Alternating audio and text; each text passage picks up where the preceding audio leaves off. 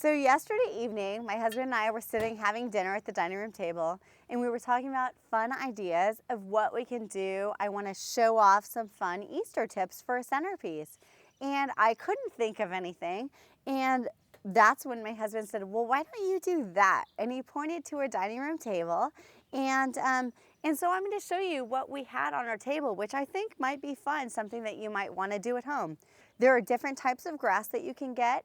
You can do flowering thyme or jasmine or just different types of ground cover. Anything would really work. This is it's designed for bonsais, so it has the holes in the bottom. It's great for drainage. So what I've done is I've taken this container and I purchased 6 of the grass here. And so you can easily put them into your container like this, and they grow quite well. So you have just a little patch of grass. So it's great. You can use it for a back patio table arrangement or in your dining room.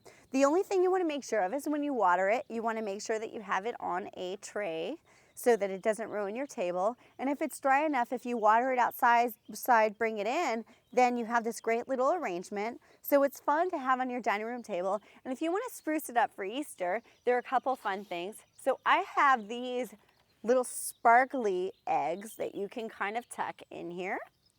And they're super cute. It's kind of a fun little Easter arrangement. And that's when my husband said, oh, no. Why would you use sparkly eggs when you can use quail eggs? So this is an option, something that you might have at home. Or you can use quail eggs, which you can get at your local grocery store, and you can tuck these in. So I didn't dye these, but it would be a fun thing. I'm actually gonna try it over Easter and see how it comes out, but I know that they would turn out beautifully. So you can tuck in some little quail eggs here. So you have your little patch of grass with your hidden eggs. And then if you really want to add to this arrangement, another thing that you can do is have some small little vases on the side and really bring in spring. So I'm going to show you a few fun things that you can do with a few vases. And these are just some, simple little vases. You can use anything you have at home. I'm sure would work just great.